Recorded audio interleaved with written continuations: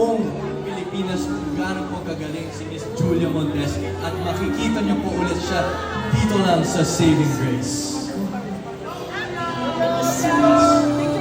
Looking stunning and beautiful as always is Julia Montes. Julia to your left. Here. 1, 2, 3. Julia to your left. Here. Julia here. Julia, one more.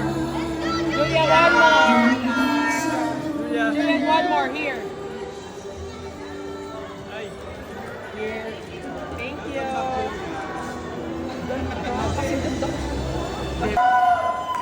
Hello, Miss Julia. Sorry, Ate Julia. Congratulations, Miss Julia. Gusto ko namin tanungin kung ano ang mensahe mo sa mga anak na manonood ng Saving Grace dahil ang tema natin ay Mother's Love. Pero ikaw, bilang anak dito, ano ang iyong mensahe sa mga ating manonood? Siguro masasabi ko, iba talaga ang mother's love. Hindi kailangan galing sa sinapupunan mo para masabi mahal ka ng magulang mo or mahal ka ng ina mo. Makikita mo kung ano talaga yung magic ng love, especially na kayo sa'yo or mismong nanay mo. So, marami kayong lesson. Siguro ngayon pala, simulan nyo nang sabihin sa mga nanay ninyo na maraming salamat at mahal na mahal mo sa'yo. Thank you so much, Miss Julia. Gandang mensahe from the one and only Julia Montes. Abangan niyo po sa Saving Grace. Thank you so much. Congratulations once again. Napakaganda ng sinabi. Thank you. Well, one quick photo up with Miss Julia.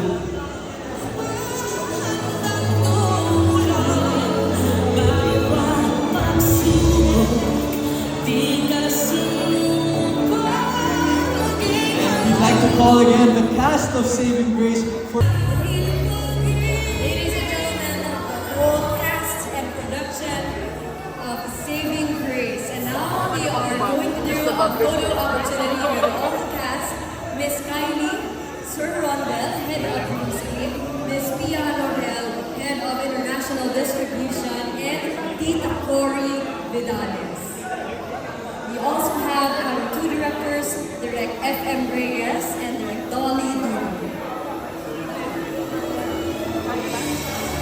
Mga kapamilya all over the world, this is the 11th version of Nipo TV's Mother, only here in the Philippines.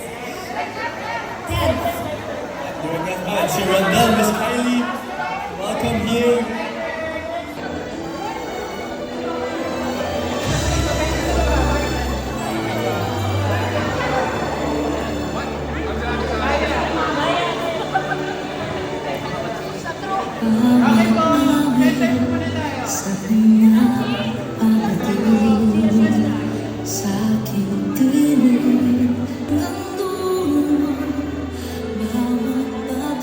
Thank you so much to the cast of Saving Grace and our wonderful executives and directors.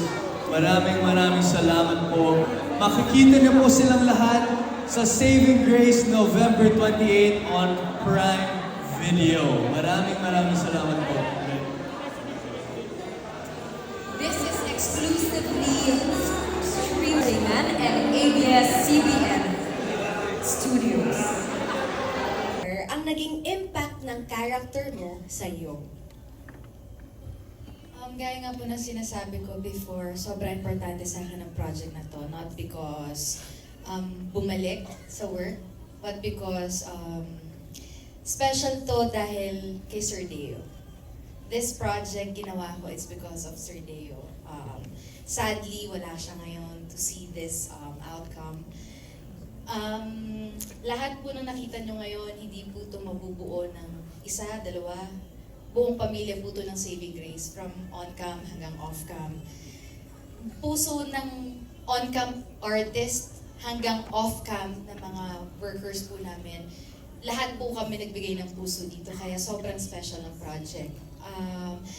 Kung anong natutunan ko naman po kay Ana, siguro hindi lang natutunan nakarelate ako kay Ana kasi may ugali po akong nag-wall din ako.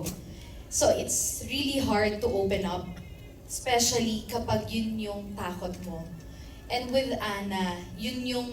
Kaya hirap na hirap akong i-portray yung role, especially the first episode na nakita nyo. Kasi ang hirap magpigil. Especially kung nakita nyo na yung galing ng bata. Sobrang inosente, sobrang raw. Tapos kapag umiiyak na siya, kailangan kong pigilan na huwag ako madala kasi kailangan maklaro ko sa tao na hindi ako emosyonal na tao.